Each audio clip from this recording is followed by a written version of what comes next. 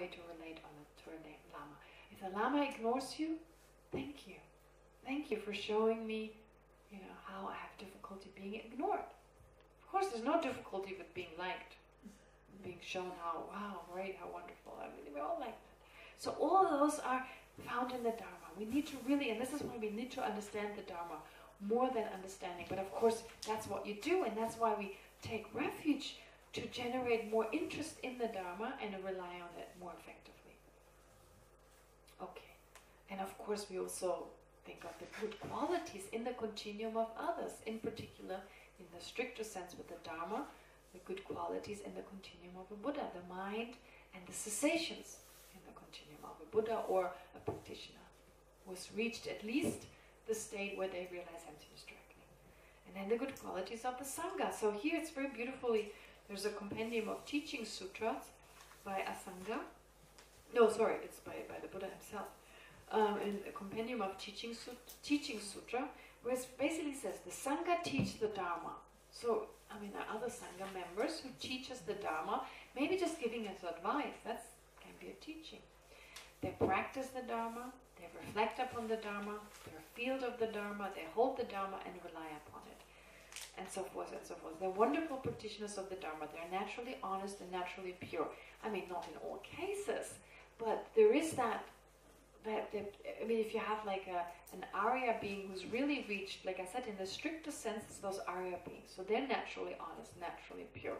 But then there are different degrees of our friends, of our Dharma friends. Right? And to see the positive in them and to learn from them. Compassion is their subject. Yeah, well, usually Dharma practitioners, they have a great interest in practicing compassion. Okay. They're absorbed in the Dharma. They perform virtuous actions. Now, of course, that's not always true. But we should also be careful with how we judge other people. In the sense that sometimes we may get upset about a Sangha member. We're saying, oh, they're not practicing. Well, if our teacher treats us roughly and doing it for our own benefit, we also should be careful not to say, oh, that's not Dharma practice. Dharma practice means to always be kind and sweet and treat me well. Just be careful, It's like it doesn't mean to be to be compassionate doesn't mean to always do what we want. It doesn't mean, maybe they give us the opportunity to practice patience. Our teachers do, right? But we think with the Sangha, no. If they are in any way expressing certain, acting in a certain way, right away we see it as negative. We can only see a person as a good Sangha member if they're always sweet to us, always kind to us, but that's not maybe always the best thing for us. Sometimes maybe it's good to be put in our, to be shown our limits, etc. So let's not judge.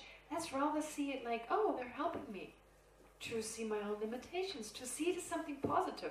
It's a bit like a nurse, You expect the doctor to cure you, so the doctor can do whatever he wants. But if the nurse gives you an injection, oh, she doesn't know what she's doing, she's giving me pain.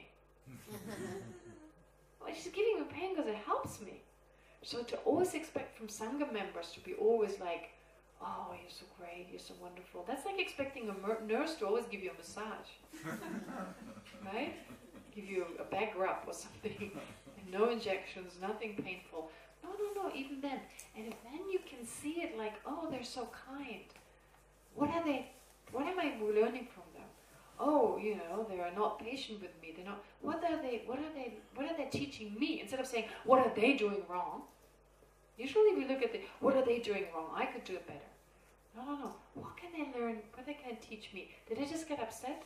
Oh, wonderful! I had the opportunity to practice patience. Or wonderful! I had the opportunity to be generous, or whatever else, right? So this is also a way to deal with the Sangha, I believe. All right, and then There are many kind people in Israel. Pardon? So many kind people in Israel. There are. But at the outside, they may be a little rough sometimes, And then, teach me yeah. over and over again. Oh, yeah. Okay. All right, let's do a meditation on this.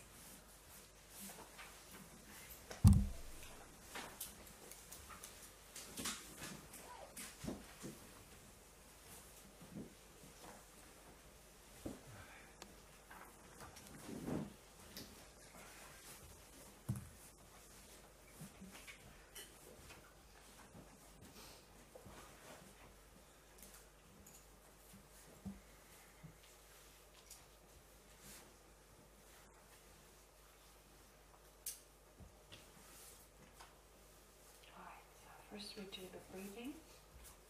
Focus on the breathing.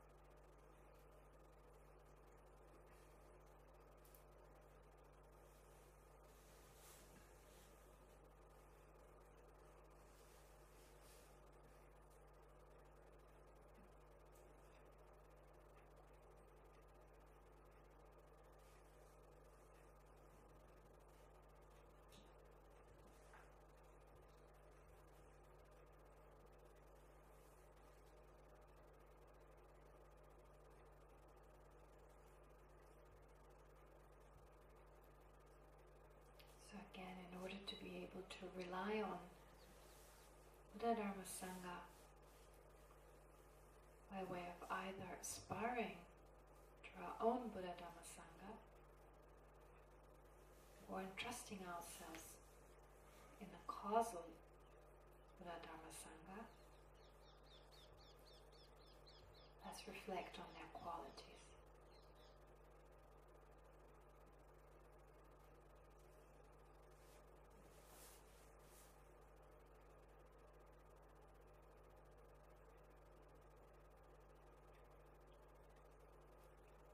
With regard to the qualities of a Buddha,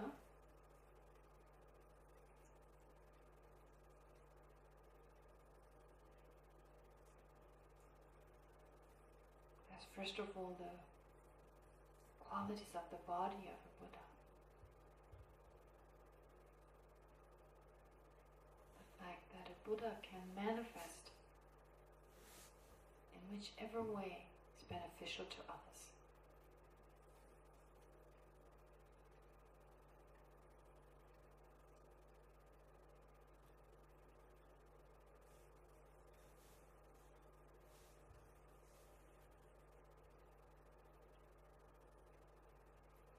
But it can even manifest in your dreams.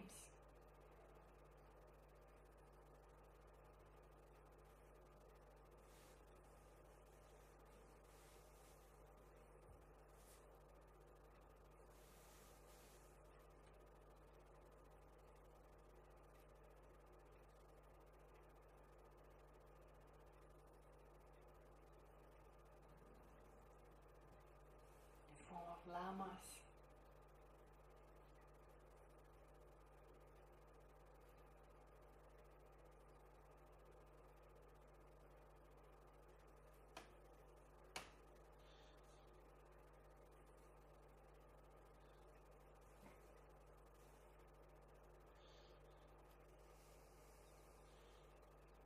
Artists and so forth.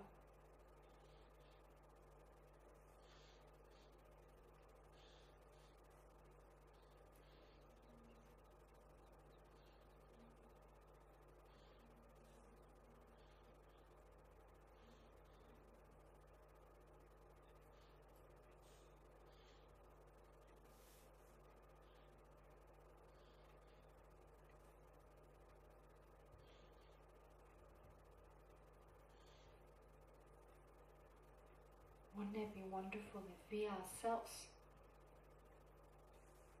could become like that?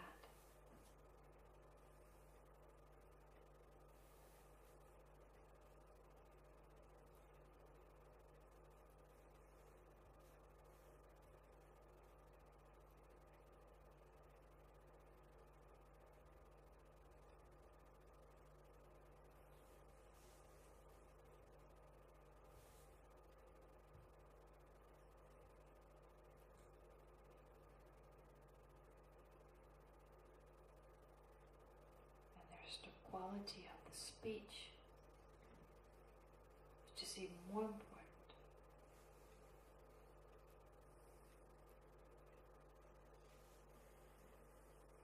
Being able to say exactly what's most beneficial, to put the person at ease in that moment, and also benefit them in the long term.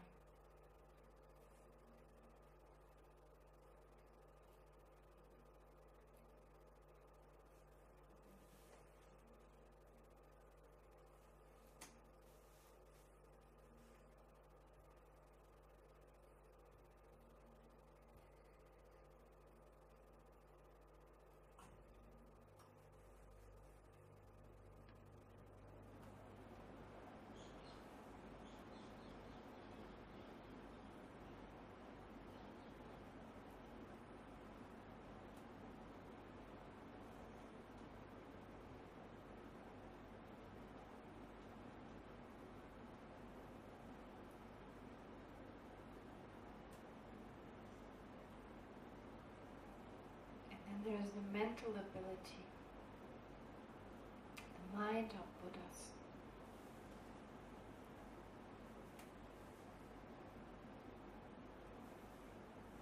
No self-grasping whatsoever.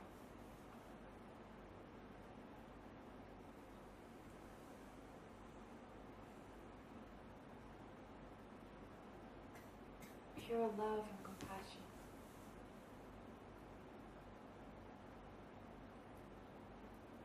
Complete knowledge of everything there's to know.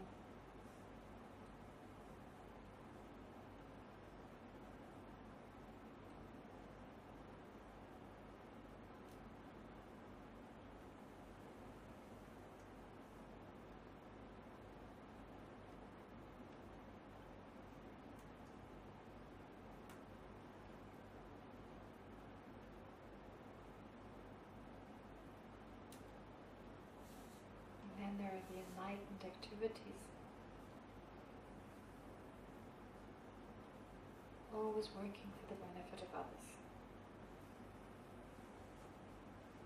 In fact, remaining until samsara ends.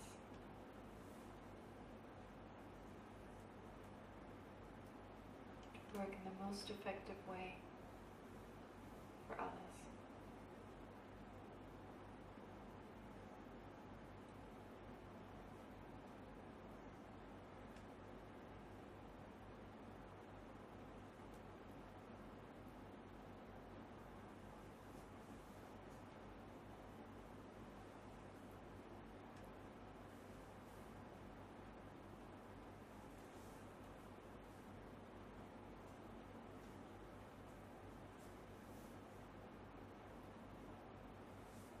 Even more important than the Buddhas is the Dharma.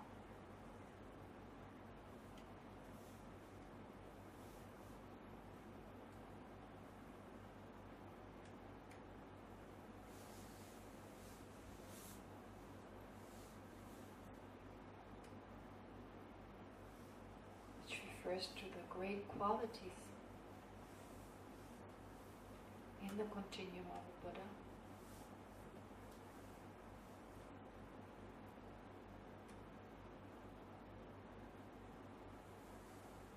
As well as their teachings.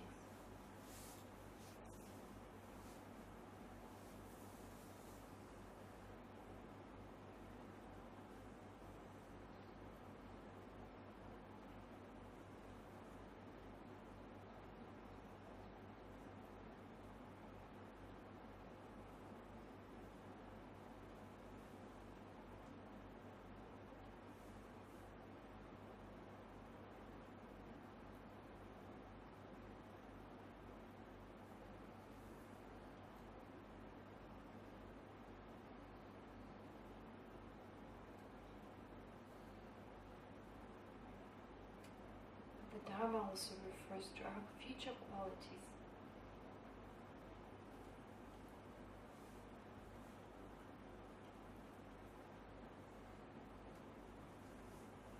That will be developed if we apply the teachings.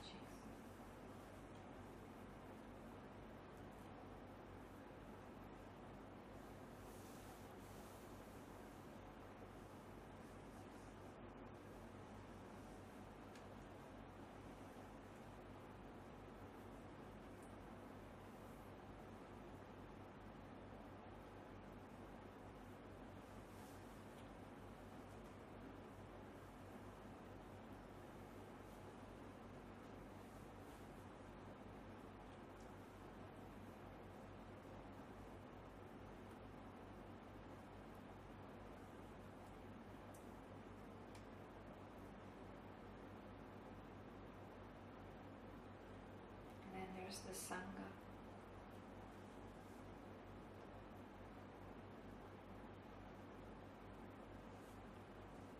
Who, like us, are trying to make an effort to transform the mind.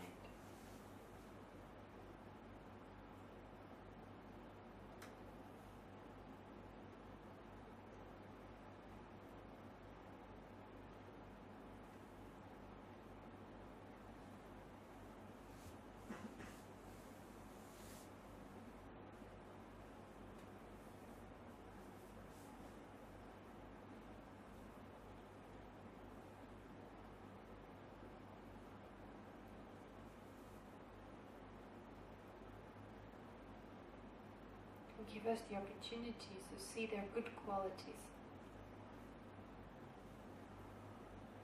And not just to focus on their negative qualities.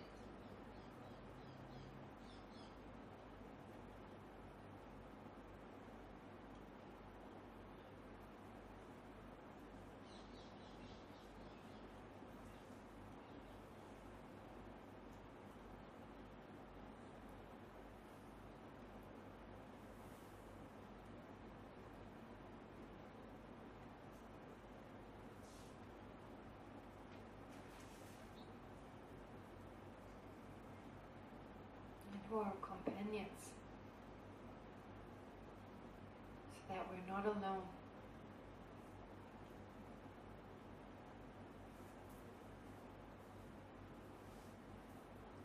Trying to transform our mind.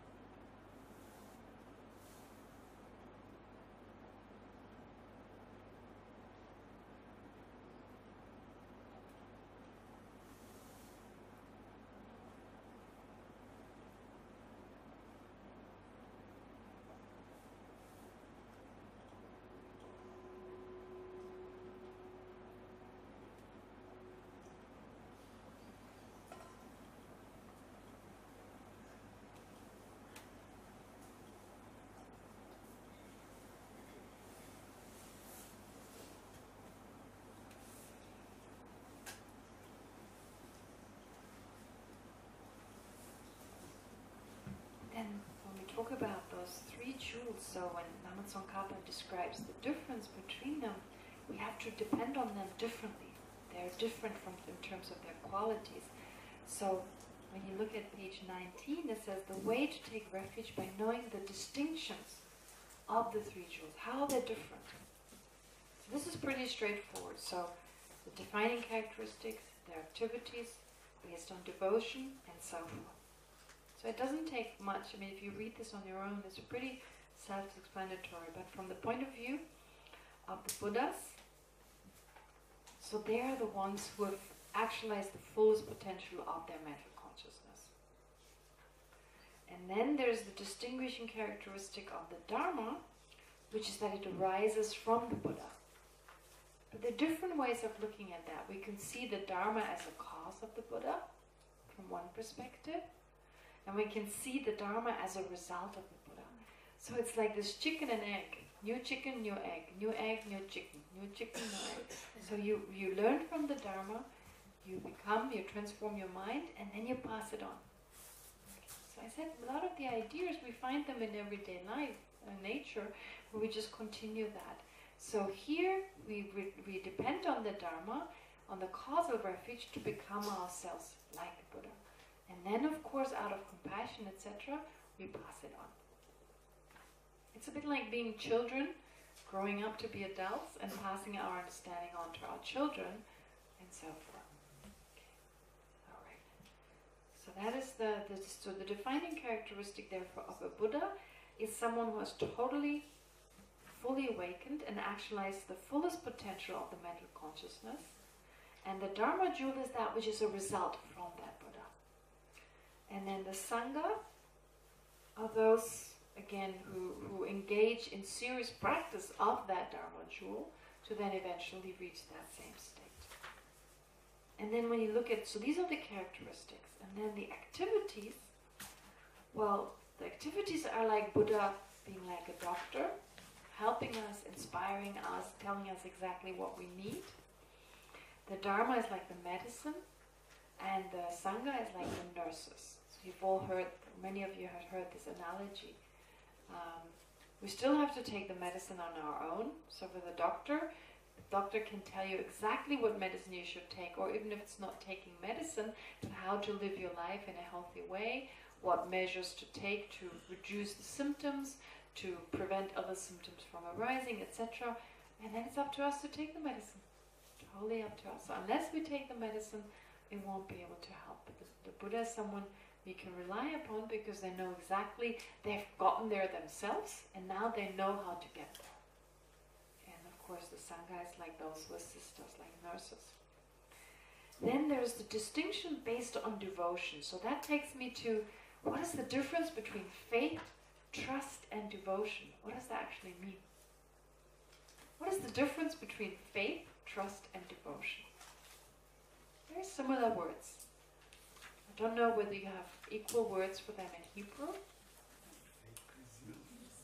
Faith, trust, and devotion. Okay, faith in Buddhism has three characteristics. There is faith of belief.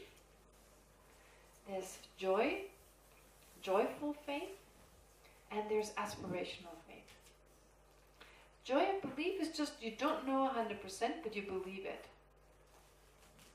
That also holds a bit of the idea of trust.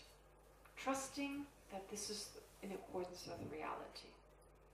Okay? Believing that the Buddhas or the Sangha or certain people have the ability to help you, although you don't really know why and what their qualities are, but there's some kind of belief that this helps us. Okay? And it's based on reasoning, very important. Not just because someone told us it is good, no, because some of the parts we can come to understand. So some of the teachings they gave us, they really work for us. So this is how we it's like with a doctor, you know, you go to a doctor, it's not blind faith in the doctor or faith of belief in the doctor. They've helped you with certain problems. You know they're qualified therefore.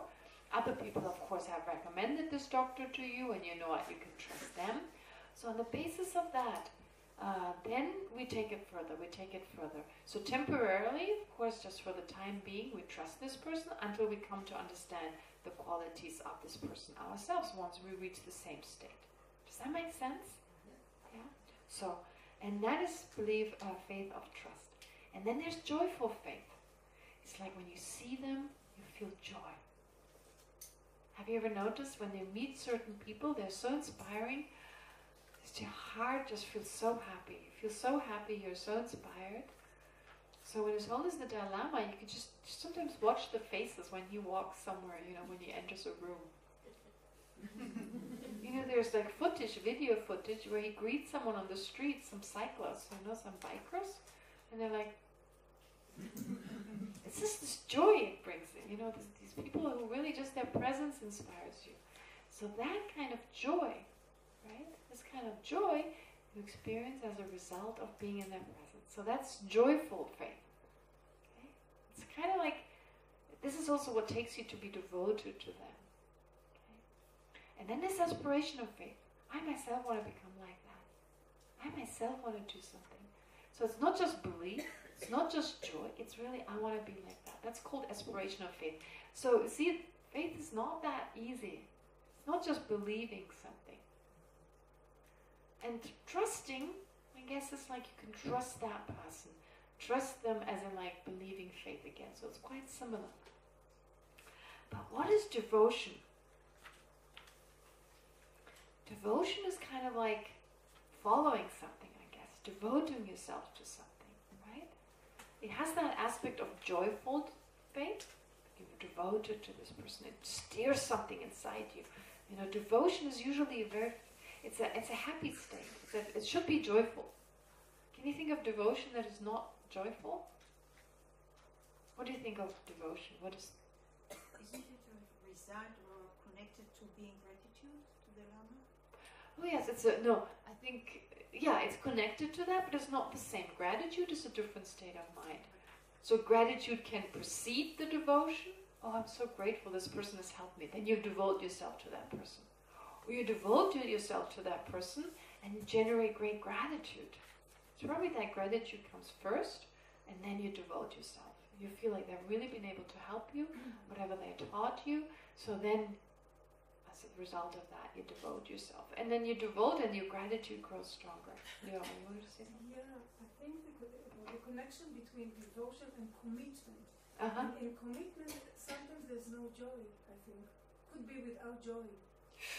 It's a dangerous commitment. It's a dangerous I'm commitment. not talking about in the Buddhist terms, but sometimes you're very devoted to somebody, I think, and you feel you have a commitment, but as if there's a force yeah, but I think here the word devotion does not really hold what we mean. And it could also be that temporarily it feels like we have to make an effort, but deep inside it feels right. Deep inside, you know, like sometimes being a monk or a nun, I mean, you have to keep certain vows, there's certain things you have to do, and you may not feel like doing it. Or like as a practitioner, there's certain practices you do on a daily basis. Without them, it's not effective. So you have to really get yourself to do it. You don't really feel like doing it. You're devoted to doing it, but in that moment you force yourself. But deep within, the moment you've done it, you feel like, oh, that was good, I did it. Plus, it gives you some satisfaction. So Dharma practice is like that also. I mean, we have to really force ourselves. I mean, oftentimes it's like if you want to do any kind of exercise, who feels like getting up and starting to run?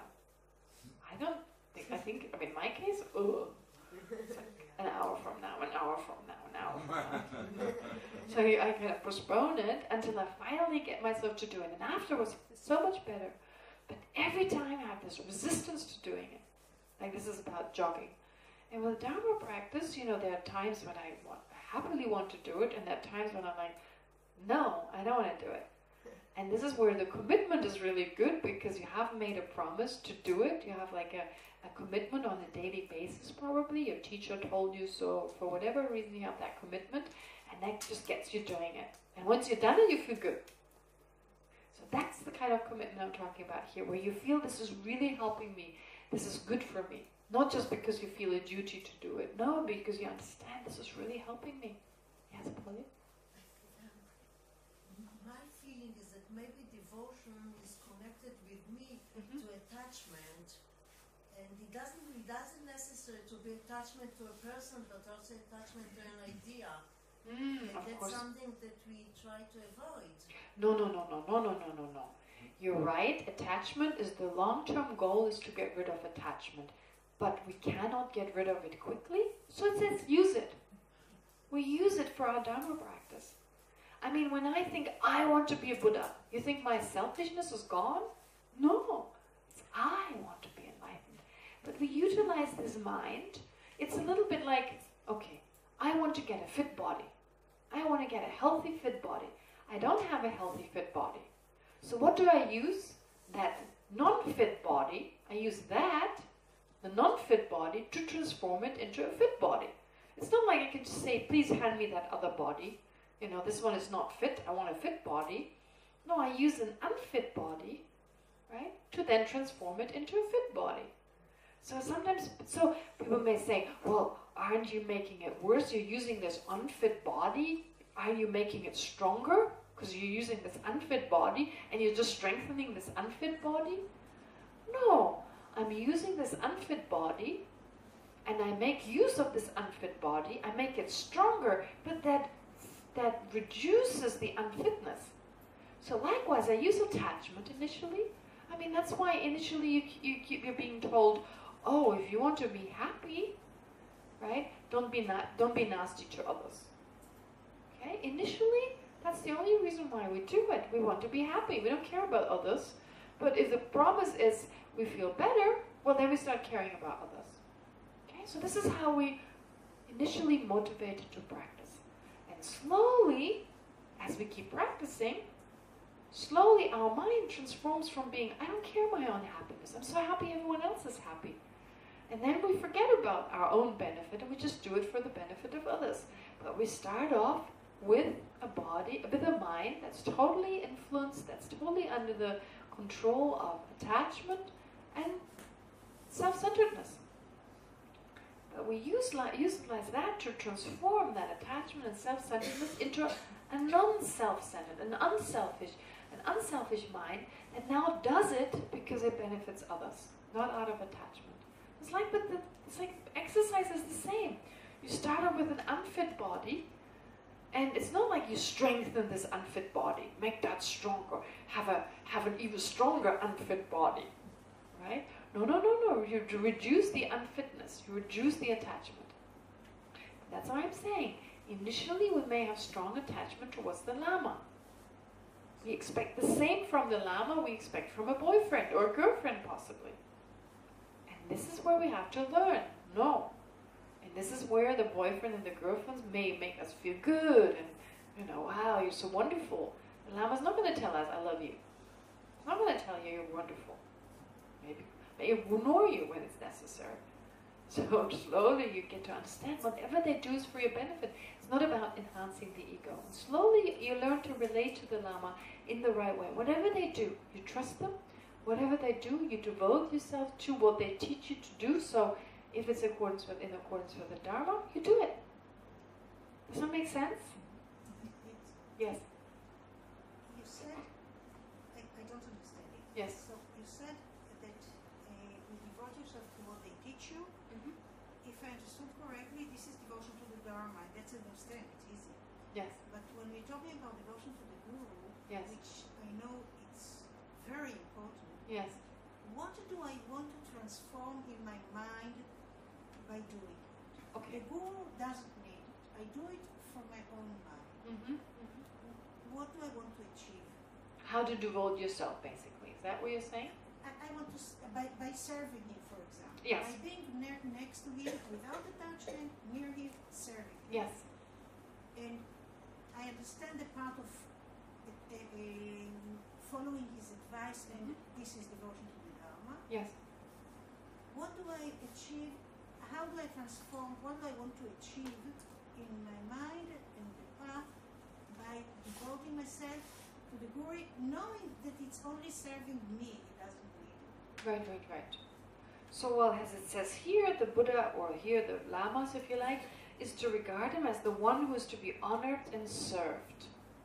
Right? So you're trying to honor this person, as in like, and not for their benefit, but if you honor someone, you serve someone like who has that kind of qualities, then for your own benefit, it's good for you. You're assisting the Lama. You know what you do when you serve a Lama, someone who works for the benefit of all sentient beings.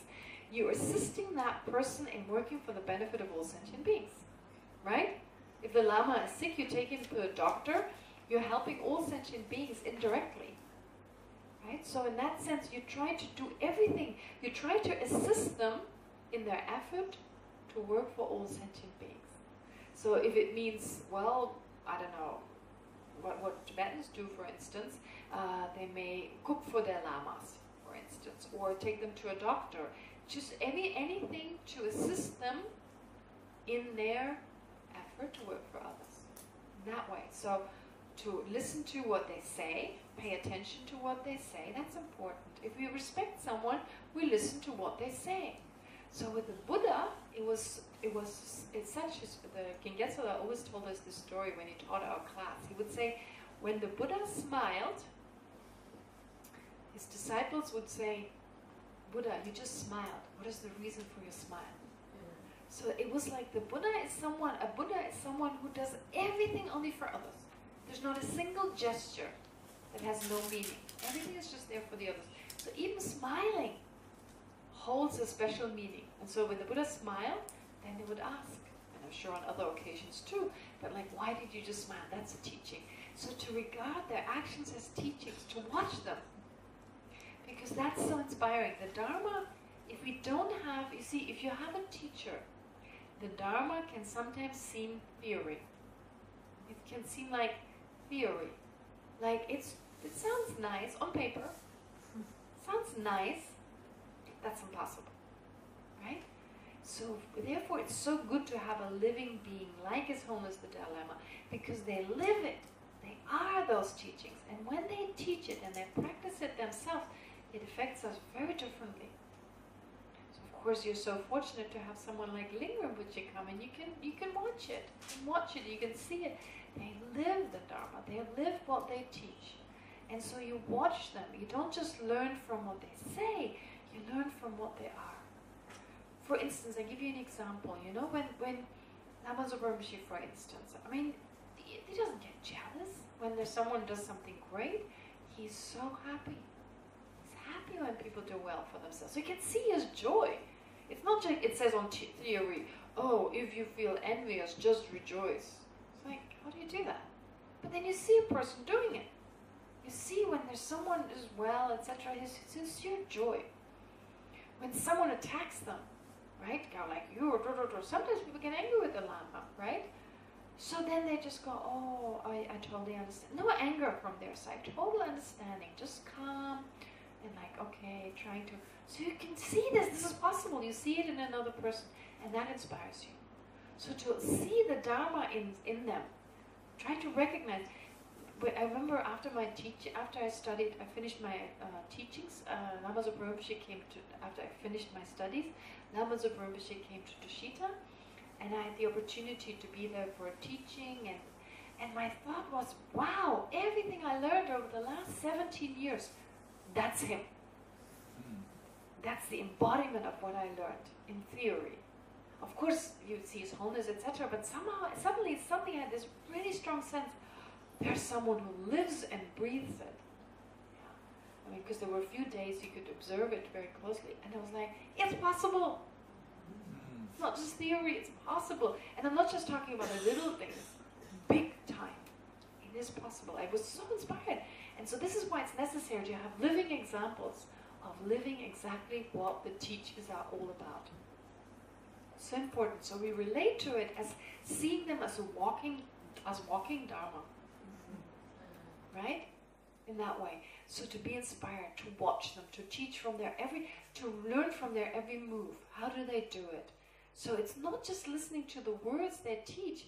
Watch them. Watch His Holiness with other people. Oh, it's so inspiring. How His Holiness is with one person and you can feel they love this person so dearly in that moment. This person and of course everyone else. And it's so inspiring. Then it feels like I can do this. Am I making sense here? So to relate to this person, and then you assist them in whichever way you can. We cannot teach them the Dharma. That's the most precious we can give. But then we give something that is less precious. We give as much as we can, trying to repay their kindness. And of course, practicing is the best way to do that. Yes? I have a question about offering the practice to the guru that you mentioned before. Yeah.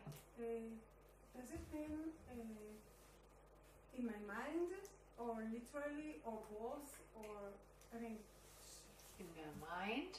Like literally, when I do my or practice, I finish my offering to my Lama, or I go to my Lama and say, look, I've done that and this and this. Well, no, you usually don't go to your Lama and say, but you can, if he says to you, for example, do this practice, right? If the Lama gives you specific instructions, do this in this retreat, okay? And then when you're done, you say to the Lama, look, I've done this retreat. But also you can sometimes when you feel, I mean, you should always offer it, so to every time tell the Lama is kind of a little too much, I guess, but you could also, like, let's say the Lama is given a teaching on anger, you know, and we should, I mean, we assume that the Lama knows anyway, but sometimes when we really feel strongly about it, like our Lama has given us a teaching on anger, and we had this person, we could never get rid of our anger, and now the first time we've been able to do it, and just say, you know, in this specific moment, I'm so glad I was able to be patient in that moment. I am so happy. But actually, you don't need to tell the Lama. I mean, we just do it because we relate to this person, as in, like, we communicate with him and maybe receive more advice in that moment. It's not that they expect that. But you would still, if the Lama says, do this retreat, you would still, at the end of the retreat, say, I just completed such and such. And they possibly ask you questions. What was your experience? What did you get out of it? And then continue with their instruction. But the act of offering, no, you do it in your mind. In general, you do it in your mind. Yeah, you do it in your mind. At the end of the day, whatever positive actions I've done, whatever root virtue I've accumulated, I offer it to my Lama and to all sentient beings anyway. Right? Okay. All right, great. So these are important questions, yeah. So, but we devote ourselves to regard. So how we do distinction of devotion is here. You regard him as the one who is to be honored and served. So there's a sense of honoring the person. feeling a sense, I want to repay their kindness, respect them, etc. Okay? But of course that doesn't mean we don't respect others and we don't honor others. And in fact, Shantideva says we should honor and respect Buddhas in the same way as sentient beings, because they're also so kind of us. Without them, we could also not become Buddhas. Right? Yes, Kamil, you want to say something? No. Okay. And then with regard to the proper way to devote ourselves to the Dharma is that which is to be actualized in our own continuum. Is that what we should actually... So we talk about the scriptural Dharma and the realizational Dharma. The scriptural Dharma is basically just that which is expressed by words, written words or spoken words. It's just the medium that expresses how to do it. And the realizational Dharma is then the resultant state in our own mind. Right? It's the actual... Am I making sense? So the difference between the two? The scriptural and the realizational. So we receive the scriptural Dharma and then we turn it into realizations and we pass it on to others. So here, Dharma in the wider sense and Dharma in the stricter sense really means the realizational Dharma, that's the actual Dharma, and the scriptural Dharma is the communicating it to others so that they can also generate the realizational Dharma. Okay?